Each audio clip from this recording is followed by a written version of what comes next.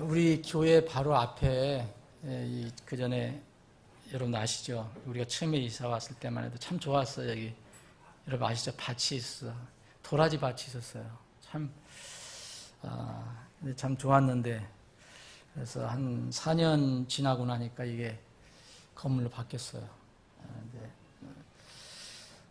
주인이야 잘 졌겠지만 제가 보기엔 색깔도 좀 우중충하고 그래서 박지가 않아요. 우리 교회가 막힌 느낌이 듭니다. 그런데 제가 요새 이제 여기 출근하면서 이제 보면 복잡하게 여기 공사를 하고 뭐 하더니 이제 집이 다 돼갖고 며칠 전에는 간판을 붙였어요. 그래서 집 이름이 베스트하임이더라고요. 그래서 한참 좀 생각을 해봤습니다. 하임이라는 거는 독일말로 독일어로다가 집, 뭐 주택, 주거, 뭐 시설, 뭐 이런 거를 얘기하거든요.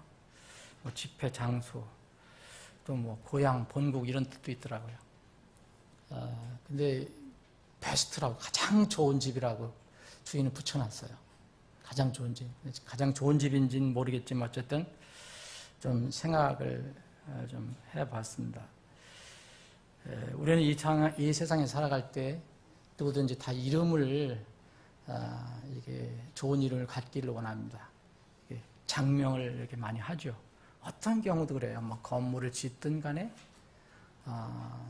또 우리가 자녀를 낳고 할 때 그리고 또 우리 부모들이 자녀를 위해서 우리를 위해서 이름을 지은 게 있어요. 그냥 무책임하게 아무 뜻 없이 짓는 건 하나도 없을 거라고 저는 생각하거든요. 다 뜻이 있는데 우리 자녀들 중에 보면 좀 예쁜 이름들이 많이 있어요. 요새는 이제 그 믿음이 이렇게 이제 강조가 돼서 그런지 모르지만 예수님, 하나님 이름 들어가는 게 많이 있습니다. 그런데 그런 이름은 이게 소망이죠, 소망. 이렇게 그리고 원하는 결과를 많이 얘기하죠. 예를 들어서 임예찬 이름이 예찬이면 예수님 찬양이잖아요. 그렇게 지었다고 그러거든요. 예수하면 예수님 솜씨 이렇게 졌다고 그러는데 성경에서는 여러 가지 이름이 나오는데 뭐 장소도 나오고 사람 이름도 많이 나오는데 거기 이름에서 의미가 없는 건 거의 없습니다. 특별히 히브리어에 있는 구약의 이름은 거의 이름이 의미가 다 있어요. 그래서 히브리어에 엘이라든지 야가 들어가는 거는 다 하나님 아니면 여호와라고 관련된 거예요. 그렇게 하나님과 또 여호와와 관련된 이름을 가지고 있어도 또 하나님을 배반하고 하나님을 대적하는 사람들도 많이 있고요. 그런데 특별한 성경의 이름이 있어요. 이제 이름이 우리가 그 과정, 그 나오는 과정, 그리고 어떤 믿음의 실천, 이런 그 이름을 가지고 있는 것도 있는데 그 중에 이제 하나를 오늘 아침에 잠깐 살펴보기를 원합니다. 아브라함의 후손들에 대한 명칭이 많이 있죠, 여러분들. 최소한 몇 개는 여러분들 생각하실 수 있을까요? 아브라함의 후손들을 얘기할 때 이스라엘이라고 얘기하죠. 이스라엘. 그리고 또 유대인이라고도 얘기하잖아요. 주라고 하는, 영어로 주라고 하는 유대인들로도 똑같은 그런 이름을 쓰고 있습니다. 그리고 야곱이라는 이름도 많이 쓰여지고 있어요. 야곱 12지파 할 때 이게 이스라엘의 12지파이죠. 그러니까 이스라엘은 야곱에서 나온 이름인지 여러분 아시죠? 근데 또 독특한 이름이 하나 또 있어요. 히브리라는 말이 있습니다. 히브리인. 다 같은 한 민족을 얘기해요. 아브라함의 후손들을 얘기합니다. 아브라함의 후손들. 근데 그 아브라함이 이 특별히 어떤 이름을 받았는가? 근데 그가 왜 이런 이름으로 불려졌는가? 그래서 그 이름을 기억할 때마다 그가 어떤 정체성을 가지고 있다. 예를 들어서 이스라엘 사람 아브라함, 유대 사람 아브라함, 히브리 사람 아브라함 할 때 히브리 사람 아브라함은 어떤 정체성을 가지고 있는가를 우리가 성경을 통해서 알 수가 있습니다. 자, 오늘 창세기 여러분 잘 아시는 구절을 좀 읽어보기를 원합니다.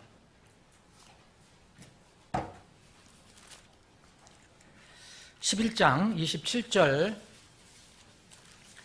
27절 보면 데라의 세대들이 나옵니다. 데라의 세대들.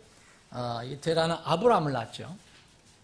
아브라함을 낳았고 또 나홀, 하란 이 세 명이 기명이 되어 있습니다. 더 많이 낳았겠지만 세 명이 기록이 됐고요. 자, 28절부터 하란은 자기가 태어난 땅 갈대아 우르에서 자기 아버지로부터 먼저 죽었더라. 아브라함과 나홀이 아내를 취하며 아브라함의 아내의 이름은 사레며 나홀의 아내의 이름은 밀가니 하란의 딸이요 하란은 밀가의 아버지며 또 이스가의 아버지더라. 갑자기 또 생각이 나는데 여러분 제가 가끔 가다가 명칭을 얘기할 때 혹시 이렇게 잘못 말하면 여러분들 고쳐서 들으세요. 그리고 꼭 끝나고 나면 저한테 알려주세요. 몇 주 전에 제가 아브라함의 그 아내를 리브가라고 이렇게 했어요. 그래서 전 몰랐는데 나중에 이제 지적을 받았어요. 그런 거 이해를 다 하세요. 근데 아브라함의 아내는 사레입니다. 30절 그러나 사레는 수태하지 못함으로 아이가 없더라. 데라가 자기 아들 아브람과 하란의 아들 곧 자기 손자 롯과 자기 며느리 즉 아브라함의 아내 사레를 취하니라. 그들이 그들과 함께 갈대아의 우르에서 떠나 가나안 땅으로 가려 하였으며 하란에 이르러 거기 거하니라. 데라의 생애는 205년이며 데라가 하란에서 죽으니라. 제가 계속해서 읽겠습니다. 그런데 전에 주께서 아브라함에게 이르시되 너는 네 고향과 내 고향과 친족과 아버지 집에서 나와 내가 네게 보여줄 땅으로 가라. 내가 너로부터 큰 민족을 만들고 네게 복을 주어 내 이름을 크게 하리니 네가 복이 되리라. 너를 축복하는 자들에게는 내가 복을 주고 너를 저주하는 자에게는 내가 저주를 내리리니 네 안에서 땅의 모든 가족이 복을 받으리라 하셨더라. 이처럼 아브라함이 주께서 자기에게 말씀하신 대로 떠나갔고 롯도 그와 함께 갔으며 아브라함이 하란을 떠날 때 75세였더라. 아브라함이 자기 아내 사레와 자기 조카 롯과 하란에서 자기들이 모은 모든 소유와 또 자기들이 얻은 혼들을 데리고 가니라. 그들이 가나안 땅으로 들어가려고 떠나서 가나안 땅에 들어가니라. 아브라함이 그 땅을 통과하여 세겜이라는 곳에 들어가 모래 평야에 이르니 그때 가나안 족속이 그 땅에 있었더라. 7절, 8절 두 절은 여러분들과 함께 읽겠습니다. 시작합니다. 주께서 아브라함에게 나타나 이르시되 내가 이 땅을 내 씨에게 주리라 하시니 그가 자기에게 나타나신 주께 거기서 제단을 쌓고 거기서 떠나 베델의 동쪽에 있는 산으로 이동하여 장막을 치니 서쪽은 베델이요 동쪽은 아이더라.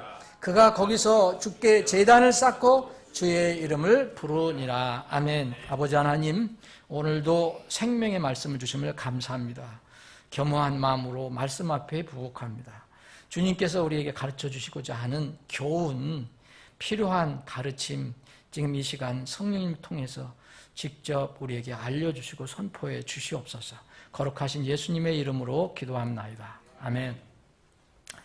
아브라함의 후손들에 대한 지금 이제 갈대 우르 땅을 떠나서 저 하란을 거쳐서 가나안으로 들어와서 거기서 이제 하나님께 이제 예배를 드리기 시작한 이 아브라함의 후손들에 대한 이름을 제가 조금 전에 말씀드렸습니다. 몇 가지. 제일 많이 쓰여지는 그 이름이 지금 현재 제일 많이 쓰여지는 이름이 그 이스라엘이라는 말입니다. 이것은 야곱에서 나온 거죠. 야곱이 이제 주님과 씨름을 한 뒤에 이제 너무 야곱이 간절하게 주님께 매어 달렸기 때문에 주님의 천사가 허락을 하죠. 그래서 그때 붙여준 이름이 이제 이스라엘입니다. 야곱은 원래 그렇게 좋은 이름이 아니에요. 원래는 자기 형의 발 뒤꿈치를 붙들고 나왔기 때문에, 그래서 발꿈뒤치를 붙들고 나온 자, 이 또 조금 부정적으로 얘기가 되면, 그래서 형의 자리를 이제 자기가 차지하거든요. 그래서 탈취자라는 의미가 들어가 있습니다. 남의 자리를 대신 앉은 자, 이런 뜻이 들어가 있어요. 이 야곱이. 그런데 그날 밤에 주님께서 그의 이름을 이스라엘이라고 부르라고 이렇게 말씀하십니다. 그래서 지금도 야곱이나 이스라엘은 같은 의미로 쓰이는 겁니다. 12지파, 이스라엘 12지파, 야곱의 12지파 이렇게 부르는 겁니다. 이스라엘은 원래 무슨 뜻이냐? 하나님과 견주어서 이겼다, 극복했다. 하나님은 어떻게 이겼습니까? 하나님께서 그렇게 인정을 해 주신 거죠. 너무 간절하게 하나님께서 복을 내려주지 않으면 저는 여기서 꼼짝도 안 하겠습니다라고 했기 때문에 그런 이름을 붙여주셨어요. 이스라엘. 그래서 엘이라는 말이 들어간 거거든요. 엘, 하나님. 그래서 이 야곱과 이스라엘은 많이 지금 이름이 쓰여져 있습니다. 그런데 이것과 함께 또 유대인이라는 말을 많이 쓰고 있잖아요. 유대인 말. 유대인. 이건 주, 복수할 땐 주수로 해서요. 이 유대인이라는 말도 참 많이 쓰고 있습니다. 근데 이 유대인이라는 말은 다른 민족과 이교도 민족과 비교될 때 참 많이 쓰고 있어요. 성경에서 보면. 그래서 이 유대인이라는 말은 이 처음에는 나오지가 않습니다. 여러분 아무리 찾아봐도 안 나와요. 민족이 형성되고 이후에 그 이후부터 이제 나오기 시작하는 겁니다. 이스라엘도 야곱이 그날 그 밤에 야복강 나루터에서 그 사건을 겪고 난 뒤에 이제 이스라엘의 이름이 나온 거예요. 그 전에는 나오지가 않습니다. 근데 이 이름이 지금 많이 사람들이 쓰여지고 있지만 그 전에 쓰여진 이름이 있습니다. 자, 창세기 우리가 읽었는데 창세기의 1장부터 11장까지는 하나님께서 세상을 창조하신 내용이 나옵니다. 하늘과 땅을 우주 만물을 창조하신 거. 그리고 아담을 지었어요. 하나님의 형상인 아담과 예브를 지으신 거. 그리고 그 에덴 동산에 두셨는데 거기서 또 죄가 들어온 거. 뱀이 나타나고 거짓말이 있어서 그게 이제 속아서 죄가 처음에 들어온 과정이 또 기록되어 있고 또 그 뒤로 심하게 사람들이 죄에 이제 타락을 해갖고 이제 하나님의 심판인 홍수가 일어나는 거. 노아의 홍수, 이런 거. 그리고 이제 니무롯이 일어나서 바벨탑을 쌓은 거. 그래서 이 바벨탑에서 세계 언어가 혼잡해진 것. 그러다 보니까 이 민족들이 다 분산을 하기 시작합니다. 똑같은 언어였다가 이제 여러 가지 언어가 되니까 각자의 언어에 맞는 사람들끼리 끼리끼리 모여서 각지로 흩어지는 내용. 이것이 바로 창세기 앞부분에 나와 있어요.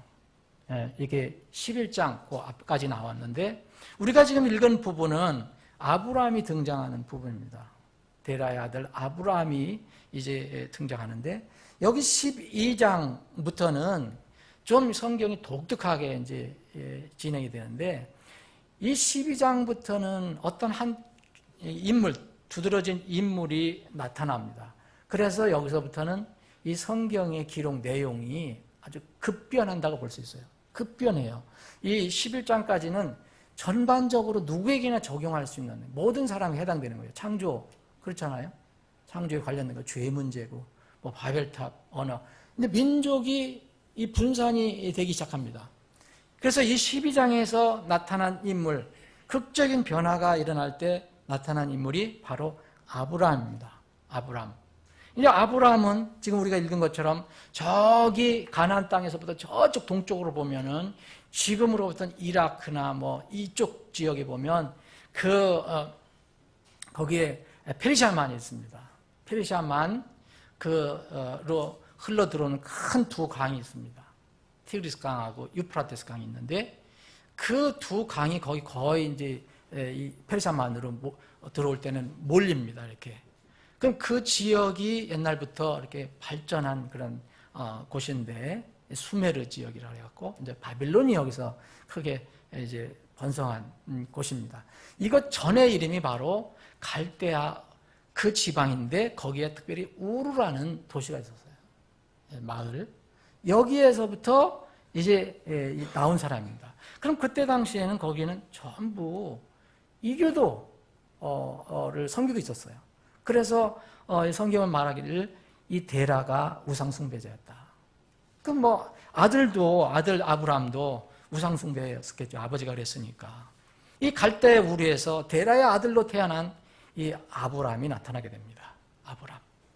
아브라함이 이제 여기 큰 인물로 다 이렇게 나타나요. 그래서 12장 우리가 읽은 1절에 보면 전에 주께서 아브라함이 나타나셔서 이르셨다 그랬어요. 이거는 벌써 요때 나타나신 게 아니에요. 언제 나타나는 정확히 기록하고 있지 않지만 이 하란에서 출발하기 전에 벌써 갈대아 우르에 있을 때 하나님께서 나타나셨다는 거죠.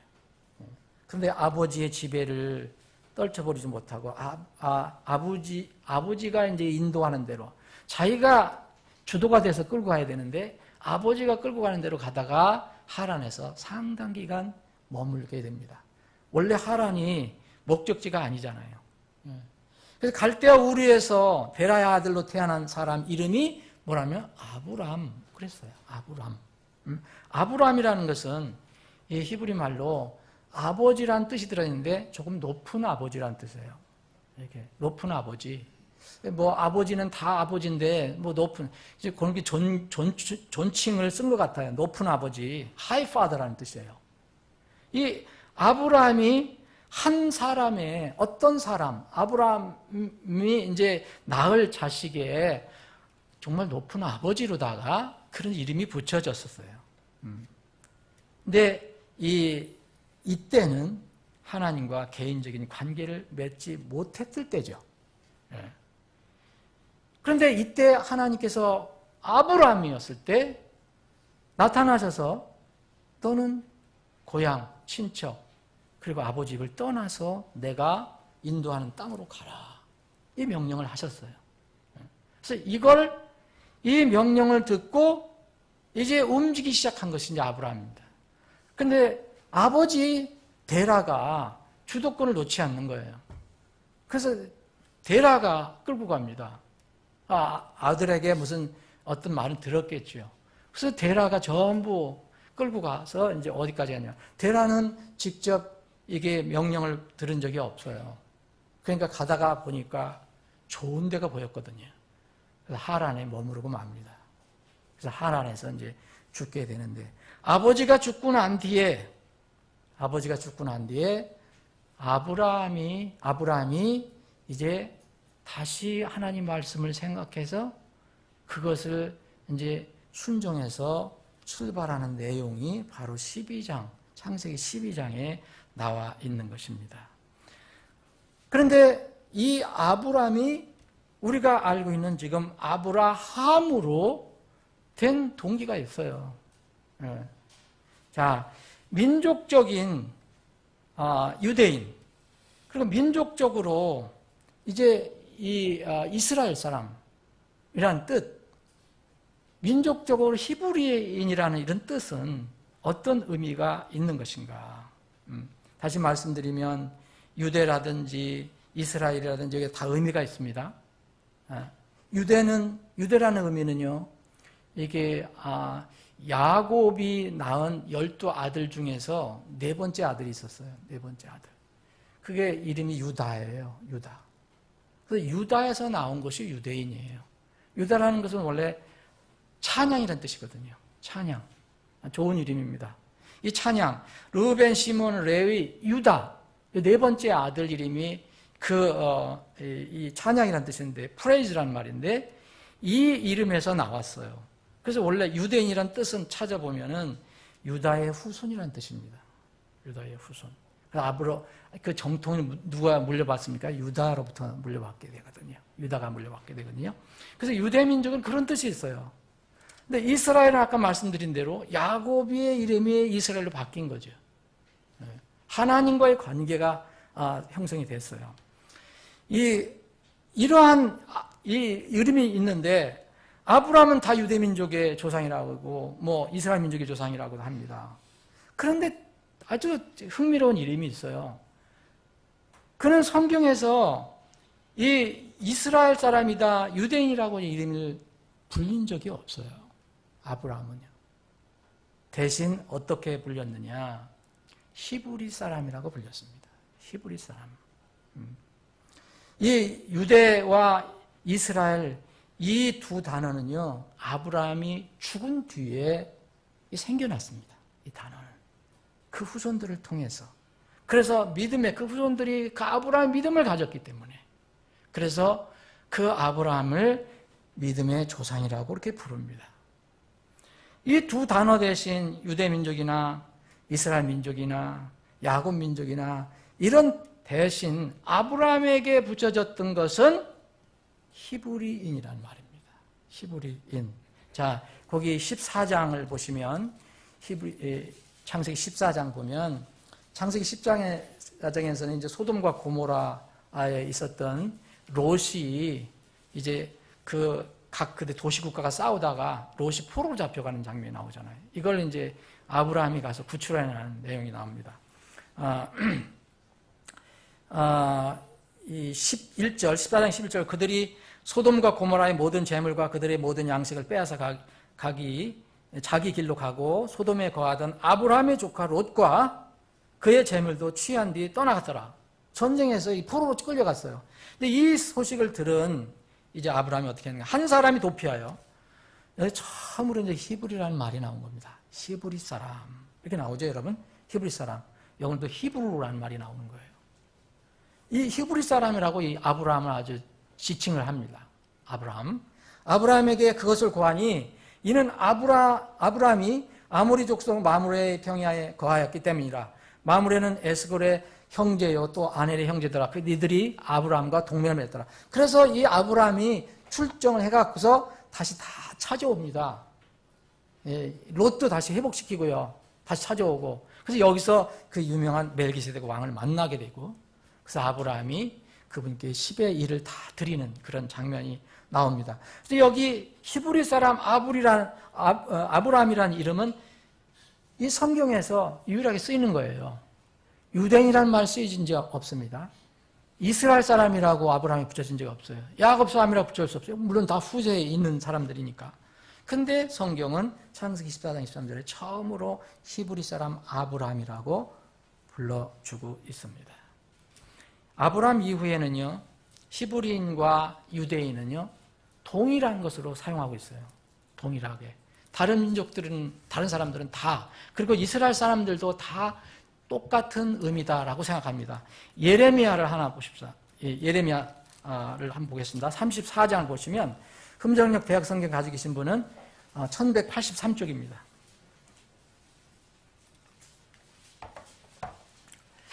8절입니다. 시드기야 왕이 예루살렘에 있던 모든 백성과 언약을 맺고 그들에게 자유를 선포한 뒤에, 이 자유를 선포했거든요. 이제 종을 놔주는 그런 일을 했단 말입니다.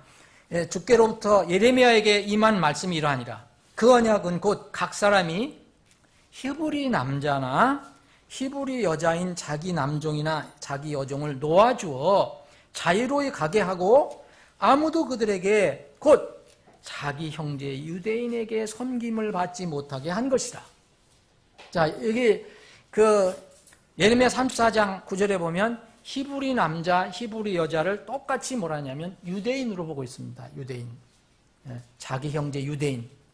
그래서 유대인이나 히브리인이나 이걸 같은 의미로 쓰고 있는데 의미는 그 배경은 다릅니다. 말씀드린 대로 유대인은 유다로부터 나온 거고 네 번째 아들 유다, 찬양이란. 그래서 유대인이라고 하면 이교도하고 이렇게 대칭될 때 많이 쓰고 있어요. 제일 많이 쓰여진 데가 바로 에스더예요. 에스더. 여러분 에스더 아시죠? 에스더는 끌려가서 거의 바벨론에 끌려가서 거의 죽을 모든 민족이 말살될 뻔한 그런 상황이 있었잖아요. 그래서 이교도 민족과의 대칭 관계. 그래서 그 사람들은 유대인을 죽이려고 했었잖아요. 이럴 때 유대인이 제일 많이 쓰여집니다. 예수님께서도 이교도들한테 뭐라고 쓰임 받았습니까? 이름을 받았습니까? 특히 그 이교도들은 다른 민족들은 유대인들의 왕이라고 조롱을 했어요. 유대인들 왕. 유대인들은 뭐 자기들의 왕이라고 인정을 안 했거든요. 유대인들 왕이라고 조롱을 했습니다. 그래서 예수님이 십자가 명패에도 유대인의 왕이다 이렇게 써져 있습니다. 요한복음 4장에 보면 그 사마리아 수가성의 여인이, 이 수가성의 여인 그 사마리아 사람은 유대인들과 또 이교도 사람들하고 섞인 혼혈 민족이죠. 그러니까 유대인들이 아주 극도로 싫어했어요. 중간에서 또 이교도들도 또 이상하게 보고. 그런데 이 여인이 이 예수님께 이런 얘기를 했습니다. 좀 물 좀 달라 그러니까 당신은 유대인이면서 어찌해서 사마리아 여자인 나한테 물을 달라고 하냐 이렇게 얘기했습니다.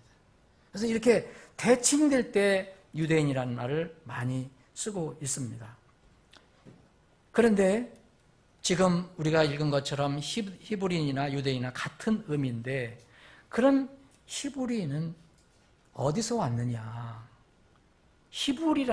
히브리어로 어디서 온 거냐? 히브리인이라는 말은 이것은 이제 히브리 말 이브리라는 데서 왔어요. 이브리에서 왔는데, 이 단어를 여러분들이 찾아보시면 여러분들이 자료 가지고 금방 찾아볼 수 있는 거예요. 특별한 사람만 아는 게 아니에요, 여러분들. 사전만 찾으면 찾을 수 있습니다. 이 이브리라는 단어를 들어가 보면 무슨 말이냐면 건너가다라는 뜻이에요. 여기서 온 겁니다. 건너가다. 여기서 더 이제 넘어가면은 분리하다라는 뜻이에요. 그리고 옮겨가다, 고치다라는 뜻도 있습니다. 어디서 온 거냐? 이것이 바로 그런 의미를 가지고 있는 아바르라는 단어에서 온 거예요. 여러분 히브리어는 여기서 유래되는 게 참 많아요. 그래서 그 단어 의미로는 모르면 그 자꾸 추적을 해보면 그 의미가 나오는 게 있습니다. 그런데 아브라함에게 이런 이름이 붙여진 거 보세요. 이게 뭐냐면, 자, 무엇을 건너간, 무엇을 분리한 사람?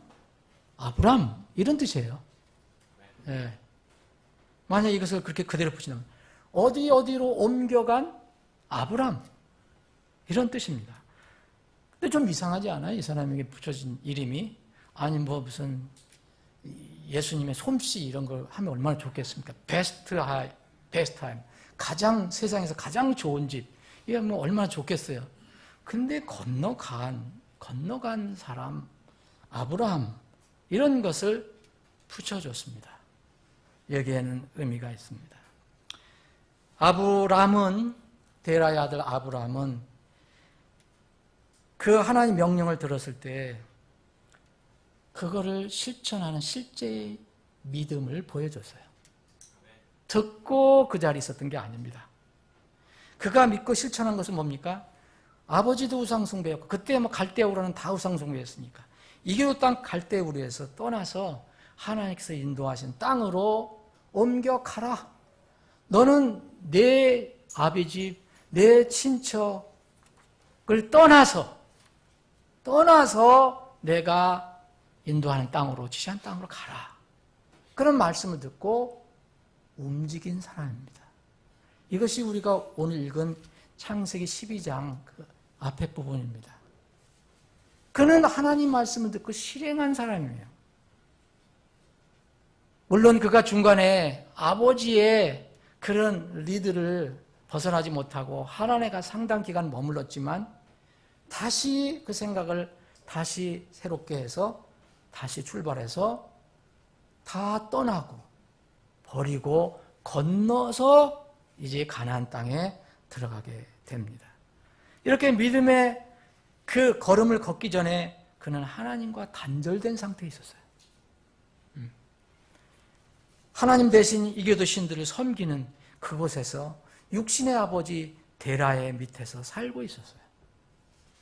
어느 날 하나님께서 그에게 나타나셔서 명령을 주셨어요. 가나안 땅으로 가라. 떠나서 건너서 가라. 그래서 그것을 떠난 사람입니다. 그래서 창세기 15장이 그 뒤에 보시면 창세기 15장 자, 이제 아브람이 아브라함으로 이제 이름이 바뀐 그런 시점이 있습니다. 아들을 얻지 못했었잖아요. 그런데 하나님께서 약속하셨습니다. 근데 이것을 그대로 믿었습니다. 자, 창세기 15장 5절에 보면 그분께서 그를 데리고 밖으로 나가 이르시되 이제 하늘을 쳐다보고 별들을 셀 수 있거든 세어보라 하시고 또 그에게 이르시되 내 씨가 그와 같으리라 하시니라. 아브라함이 주를 믿으니 그분께서 그것을 그에게 의로 여기시고 또 그에게 이르시되 나는 이 땅을 내게 주어 상속하게 하려고 너를 갈대아의 우르에서 데리고 나온 주라 하시니. 자, 이때 믿었어요. 그래서 의인으로 칭함을 받았어요. 의로 여기셨대요. 그러면서 하나님께서 뭐라냐면 나는 너를 이 땅, 이미 가나안 땅에 와 있는데 이 땅을 내게 주려고 상속하려고 너를 갈대아 우르에서 데리고 나온 주라라고 얘기했습니다. 자, 이제 씨를 약속받았는데 처음에 좀 불신도 있었잖아요. 아내 때문에도 더 그랬고. 근데 나중에 이제 완전히 해결이 됐을 때 이제 아브라함이라는 그 이름을 받게 됩니다. 이제는 자, 아브라함은 아버지란 뜻인데 어떤 높은 아버지인데 이제 아브라함은 많은 사람들 혹은 모든 민족들의 아버지라는 이름이 바뀝니다. 그게 바로 아브라함이 씨가 많이 생겨서 아브라함으로부터 많은 민족이 생기게 된 겁니다. 그때 정말 진정한 씨는 바로 이제 야곱을 통해서 이삭과 야곱을 통해서 나오는 씨죠. 여러분 사실 이스마엘도 아브라함의 씨입니다. 그러니까 많은 민족들의 아버지가 됐습니다. 그래서 이게 아브라함이 이렇게 된 것입니다. 근데 이렇게 될 때까지 결정적으로 여기 17장 여기 5절에 보면 이제부터는 내 이름을 아브라함이라 하지 아니하고 아브라함이라 하리니 이는 내가 너를 많은 민족들의 조상으로 삼았기 때문입니다. 많은 민족들의 조상이 바로 아브라함이라는 이름입니다. 근데 아브라함이 이렇게 될 때까지 그는 히브리인이라는 이름을 달고 살았습니다. 히브리라는 말은 건너간다는 뜻이에요. 걸어간다는 거예요. 떠난다는 뜻입니다. 그래서 아브라함은요, 진정으로 걷는 사람이었어요. 진정으로 걷는 사람. 여러분 많이 걸으십시오. 걸어야 건강하시대요. 예. 요새 저도 최근 뉴스 들었는데 매일 30분 일주일에 4번씩 걸으면요, 뭐 관절도 좋고 심장도 좋아지고, 예? 못 뛰는 사람들은 일주일에 4번씩 30분 이상 걸으면 몸에 엄청 좋답니다. 아브라함 진정으로 걷는 사람이었어요. 여러분, 하나님의 명령을 우리가 받습니다. 그런데 그 명령을 실천하려면 뭐가 필요합니까? 걷는 게 필요합니다. 그래서 성경은 이걸 갖다 워크라고 해요. 그래서 이제 신약에서는 이것을 행위라고도 표현한 겁니다. 듣고 마는 것이 아닙니다. 말씀을 따라가려면은 걸어야 합니다. 또 걸으려면은요, 자, 반드시 목적지가 있는 거잖아요. 아무데나 걷는 거 아니잖아요. 건강을 위해서는 아무데나 걸을 수 있지만 목적지가 있는 거예요. 이 갈대아 우르 땅을 떠나서 하나님께 지시한 것은 가나안 땅이에요. 그 목적지가 정해져 있어요. 여기까지 가려면은 여러분 많은 장애물이 있어요. 이거를 넘어가야 됩니다. 그래서 이 건너가는 사람이란 뜻입니다. 히브리라는 것은 넘어가고 건너가야 된다. 영어는 크로스 오버예요. 건너서 넘어가야 된다라고 말하는 것입니다. 여러분, 갈대아 우르에서 여러분 가나안 땅을 여러분 지금 거리로도 한번 보세요. 굉장한 거리입니다. 그것도 지금 그때는 교통수단도 없었어요. 있어야만 나귀 정도 있었을지 모르겠죠. 짐승. 발로 걷거나 그거 타고 가는데 여러분 저기 지도를 보시면 거기다 또 엄청난 장애물이 있어요. 바로 직전으로 가지도 않고 쭉 올라갔다가 아브라함이 가는 데 보면 저 하란 북쪽으로 갔다가 다시 내려옵니다.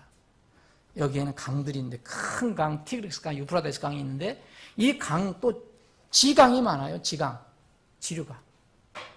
이런 강들이 항상 놓여 있었어요.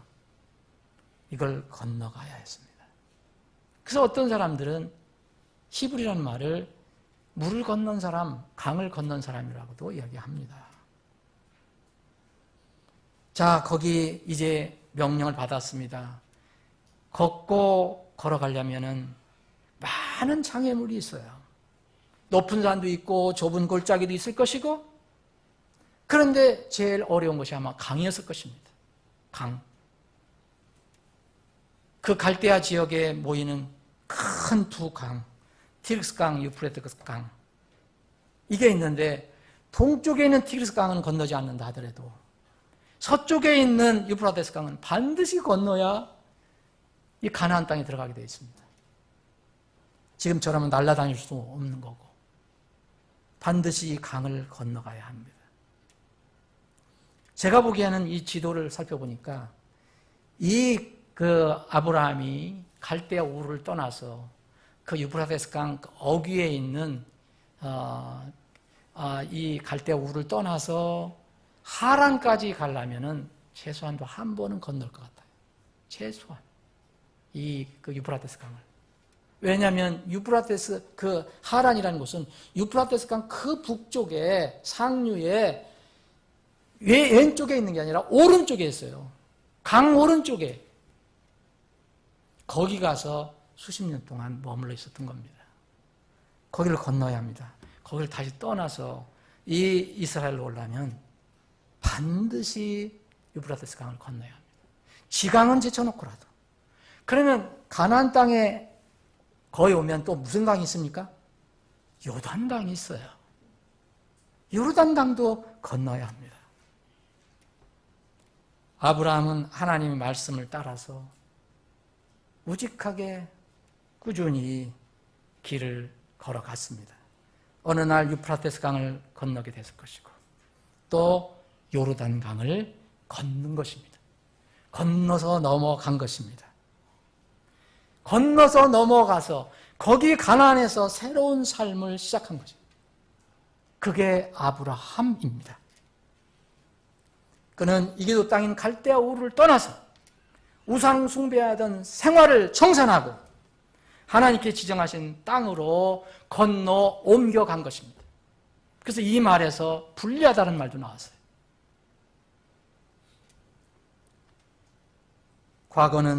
그의 인생의 과거는 우상 숭배였습니다. 그걸로 점철된 생활이었습니다. 이 우상 숭배와 불신앙의 과거를 건너가서 그리고 우상 숭배와 죽음의 땅을 건너 지나가서 창조주 하나님을 믿는 신앙의 현재로 그는 들어간 것입니다. 현재로 들어가니 거기는 미래가 펼쳐져 있었습니다. 아브라함의 새로운 인생은 바로 이렇게 시작이 된 겁니다.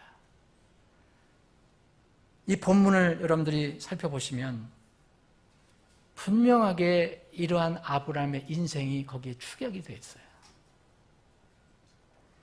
우리는요, 누구든지 아브라함의 이런 인생에 어떤 축소판을 가지고 있어요. 우리는 아브라함을 믿음의 조상이라고 부릅니다. 아브라함의 믿음을 우리는 가지고 있기 때문에 우리는 그리스도 안에서 인정을 받는 겁니다.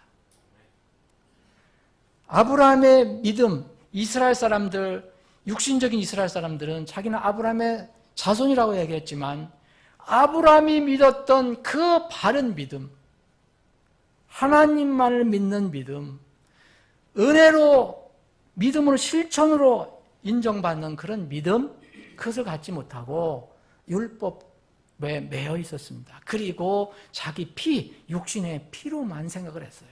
그래서 혈육관계로서만 아브라함을 믿었습니다. 하나님은 그것을 인정하지 않으셨어요. 아브라함의 자손들이라고도 얘기했지만 예수님은 인정하시지 않으셨어요. 예수님은 돌들로도 아브라함 자손 만들 수 있다라고 말씀하셨습니다. 이것은 믿음으로 된다는 것을 알 수가 있습니다. 잠시 그는 하란에서 지체했지만 하나님의 음성을 다시 상기해서 거기도 이제 이게도 땅인데 거기를 떠나서 가나안 땅으로 들어왔습니다. 아브라함의 이러한 사건이 반드시 그리스도인의 삶 속에서도 있습니다. 만약 그 사람이 나는 그리스도인입니다, 나는 하나님의 자녀라고 하면 어떤 형태로든 그런 삶이 거기에 있는 것입니다. 그래야 우리가 아브라함을 믿음의 조상이라고 할 수가 있습니다. 여러분, 여기 이제 신약 성경에 보면 정말 특히 로마서 같은 경우 보면 아브라함의 믿음이라는 것은, 아브라함의 후손이라는 것은 아브라함이 가졌던 믿음을 갖는 것을 얘기합니다. 그래서 바울 사도는 내가 아브라함의 후손인데 바로 육신적인 후손이 아니라 육신적으로 이스라엘 사람이지만 바로 아브라함이 가졌던, 하나님께서 의인이라고 인정해 줬던 그 믿음을 가진 내가 바울이다. 그래서 아브라함이 바로 믿음의 조상이라고 인정한 겁니다. 아브라함의 믿음에 속한 자들, 그는 하나님으로부터 받은 그 믿음을 그 후손들에게 전수를 해줬습니다. 그래서 이 아브라함은 이제 아브라함에서 아브라함, 모든 많은 민족들의 조상이 된 것입니다. 사랑하는 여러분, 우리는 누구나가 이러한 아브라함의 과거가 있어요. 이 과거에서 하나님의 부르심이 있습니다. 구원의 부르심이 있어요. 이 부르심이 있을 때 응답해서 움직이는 것이 바로 구원입니다. 우상 숭배와 죄된 세상에서 삶을 회개하는 것. 여러분, 떠나고 버리고 떠나서 넘어간다는 것은 바로 그걸 얘기하는 겁니다. 회개를 얘기하는 겁니다. 가나안 땅은 아브라함에게는 하늘과 같은 그런 형상이죠. 이 갈대아 우르는 죽을 땅이고 이교도 불신앙의 땅이고, 가나안이라고 지정한 것은 하나님께서 뭐라 하냐면 젖과 꿀이 흐르는 땅이라고 했어요. 이것은 아브라함에게 믿음 면으로 보면은 하늘입니다. 하늘의 가나안 땅을 향해 떠난 영적인 사건이 누구에게나 있어야 합니다. 여러분들에게도 있어야 하고 저에게도 있어야 합니다. 아브라함이 그곳을 이제 이르러서 그것에 도착해서 한 내용은 무엇입니까? 구원받고 하나님의 집에서 하는 일은 무엇입니까? 그것이 바로 하나님께 예배를 드리며 찬양을 하고 그분의 이름을 부르는 것입니다. 이것이 이 믿음을 갖고 구원받은 사람의 자연스러운 결과입니다. 우리는 준비된 하늘 처소에 가면 단을 거기서 이 보이는 단을 쌓지는 않겠지만 단을 쌓는다는 것은 하나님 인정한다는 거고, 주님의 이름을 부르며 찬송하는 일을 그 일만 할 것입니다. 아마. 지금 우리는 그럼 뭡니까? 이 땅에서 그것을 미리 준비하고 훈련하는 거라고 저는 봅니다. 지금 드리는 예배와 하늘에 가서 이름을 찬양하는 그런 예배와 전혀 다른 것이라면 문제가 있는 것입니다. 우리가 하늘에서 주님을 뵙고 경배와 찬양을 드릴 때의 모습, 정말 영화로운 몸으로 돼서 하나님을 찬양하는 그런 모습, 예배를 드리는 모습과 지금 바로 우리가 이 땅에서 하나님 집에서 예배 드리는 그 모습을 비교해서 정말 많은 갭이 생기면 그런 문제가 있는 것입니다. 물론 물리적인 그것을 얘기하는 게 아니라 태도와 마음을 얘기하는 것입니다. 거기 가서는 자연적으로 잘 드리겠지? 근데 이 지상에서 예배 드리는 것 대상이 하나님이고, 똑같은 마음으로 하늘에서도 똑같은 하나님을 마음으로 예배를 드릴 것입니다. 만약 우리가 하늘에서 예배를 드리는 그 모습에 100분의 1, 1000분의 1만큼이라도 이 땅에서 마음을 쏟는다면 우리의 예배, 우리의 경배는 더 풍성하고 감격스럽고 더 기쁠 것입니다. 이 아브라함은 여기 본문 말씀에 보면 그 가나안 땅에 들어갔을 때 다시 하나님께서 나타나신 것을 볼 수가 있습니다. 7절에 보면 주가 아브라함에게 나타나. 여러분, 하나님은 어디나 계신 무소부지하신 분입니다.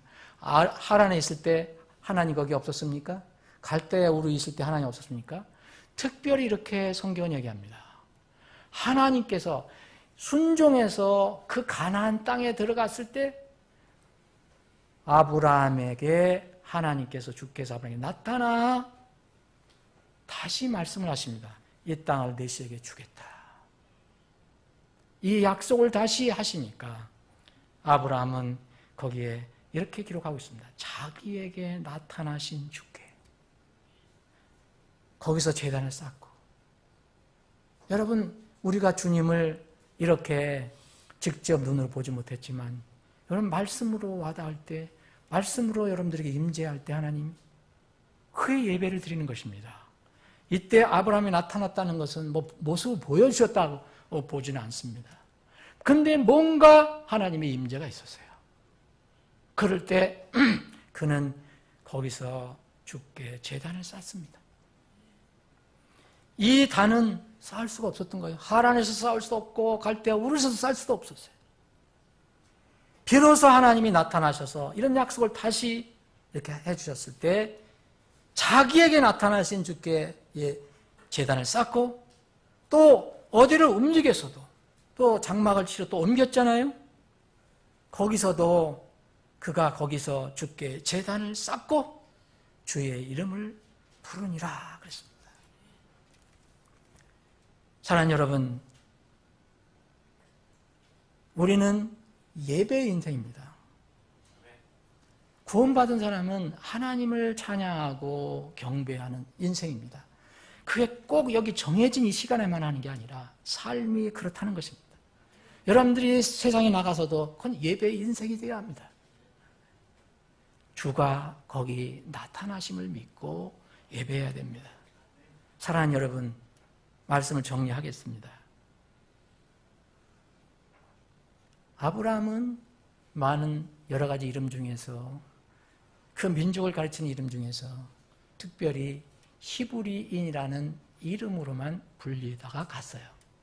후손들은 유대인, 이스라엘 사람, 야곱이라는 이런 이름을 썼지만 아브라함은 히브리인이라는 이름만 받고 갔습니다. 히브리이라는 말은 건너가다라는 뜻입니다. 뭔가 버리고 떠나가는 것을 의미합니다. 하나님이 명령하셨을 때 세상에 있는 것을 내가 버리고 무엇인가 하나님께서 정하신 곳을 향해서 가는 것이 바로 히브리인의 인생입니다. 그것이 아브라함의 인생입니다. 사랑하는 여러분, 여러분 지금 하나님과의 관계를 한번 살펴보시기 바랍니다. 하나님의 형상으로 지음받은 사람으로서 이제까지 하나님과 관계가 단절된 상태라면 빨리 복구해야 합니다. 단절된 상태는 영혼이 죽어있는 상태라는 겁니다. 아브라함은 갈대아 우르에서는 죽어있는 사람이었어요. 죽음에서 살아나야 합니다. 인생의 삶 속에서 하나님께 나아가려고 하면은 반드시 장애물이 생깁니다. 유프라테스 강 같은 것이 딱 가로막혀서 건너지 못하게 합니다. 이것을 건너가야 합니다. 하나님의 음성을 듣고 순종하려면 유프라테스 강도 건널 수 있고 큰 산도 건널 수가 있습니다. 그 산을 건너고 그 강을 지금 건너야 합니다. 믿음은 결단이 필요합니다. 구원은 거기서 나오는 것입니다. 그래야 하나님과의 영원한 관계가 설정이 되는 것입니다. 아마 지금 말씀을 듣는 이 자리에서 듣는 분들은 여기에 해당되는 분은 거의 없을 것으로 저는 믿고 싶습니다.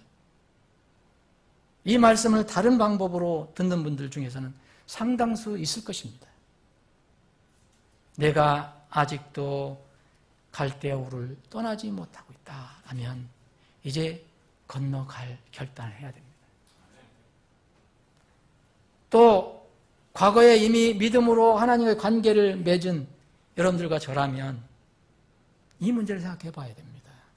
지금 그렇게 자기를 불러주신 갈대아 우를 떠나게 하셔서 거길 데리고 나와서 가나안 땅으로 들어가게 하신 하나님이라고 했는데 그 하나님과의 관계가 지금 어떠한가?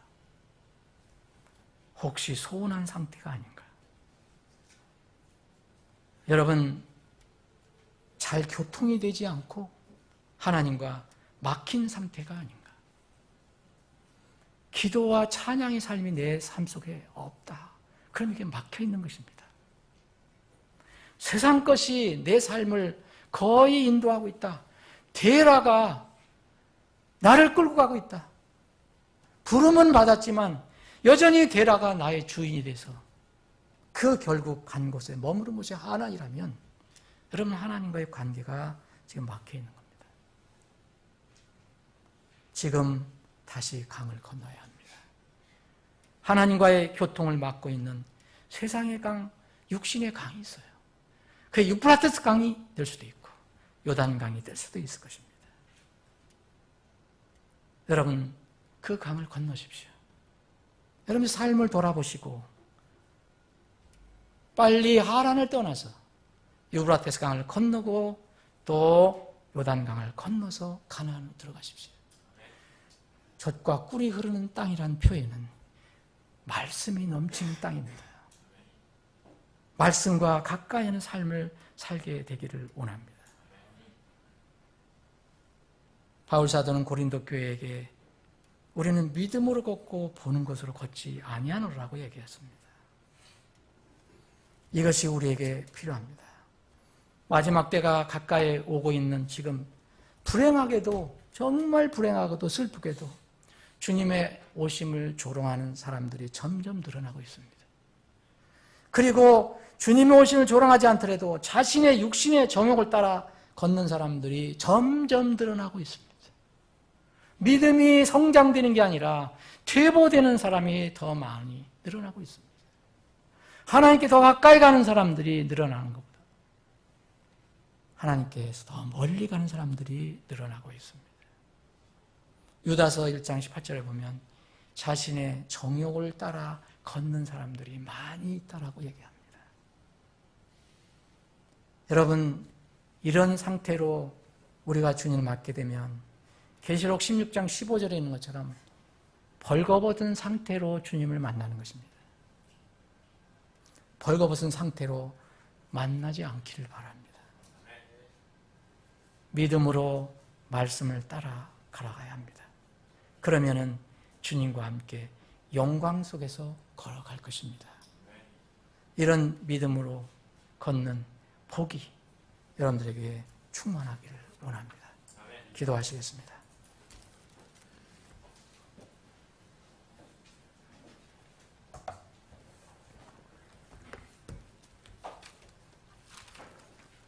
여러분들이 정말 기도하는 시간을 가지시길 바랍니다. 매주일, 매 수요일 말씀을 이렇게 우리가 듣고 나눌 때 이게 형식이 되고 의례가 돼서 또 하루 듣는구나, 또 듣고서 바로 잊어버리고 하는 것은 참으로 의미가 없는 것입니다. 믿음으로 걸어야 합니다. 믿음으로 건너가야 합니다. 4대에 있는 교회에 주님께서 이런 말씀 주셨습니다. 그러면 네가 어떻게 받았고 들었는지 기억하고 굳게 붙잡아 회개하라. 그런즉 만일 네가 깨어있지 아니하면 내가 도둑같이 네게 이르르니 내가 어느 시각에 네게 이를지 네가 알지 못하리라. 4대에도 자기 옷을 더럽히지 아니한 몇 이름이 네게 있어 그들이 흰옷을 입고 나와 함께 걸으리니 그들은 합당한 자들이니라. 주님과 함께 합당한 정말 기쁜 걸음을 걷는 여러분들이 되기를 바랍니다. 그렇게 결단하는 기도를 하시기 바랍니다. 아버지 하나님, 오늘도 말씀을 주셔서 다시 한번 저희들을 돌아보고 또 복음과 생명을 다시 한번 생각해 보게 해주셔서 감사합니다. 아브라함이 된 과정, 아브라함이 왜 또 히브리인이라고 유일하게 불려졌는지를 저희들이 잊지 않게 해주시길 원합니다. 우리는 일생일 때 한 번 죄와 불의를 이제 뒤로 두고 건너서 넘어온 경험이 있습니다. 그러나 여전히 이 땅에는 우리의 장애물이 많습니다. 깊은 강이 있고 높은 산이 있고 좁은 골짜기가 우리 앞에 가로막혀 있습니다. 우리의 믿음을 방해하고 또 우리의 믿음을 공격하는 여러 가지 세상 것들이 있습니다. 우리가 히브리인의 후손이라면, 믿음으로 히브리인의 후손이라면 우리가 이것들을 걸어갈 수 있도록, 넘어갈 수 있도록 믿음을 더해 주시기를 원합니다. 우리 모두 인생의 유프라테스 강, 인생의 높은 산과 계곡을 말씀을 붙들고 날마다 걸어 넘어가는 저희들이 되게 해 주시옵소서. 거룩하신 예수님의 이름으로 기도합나이다. 아멘.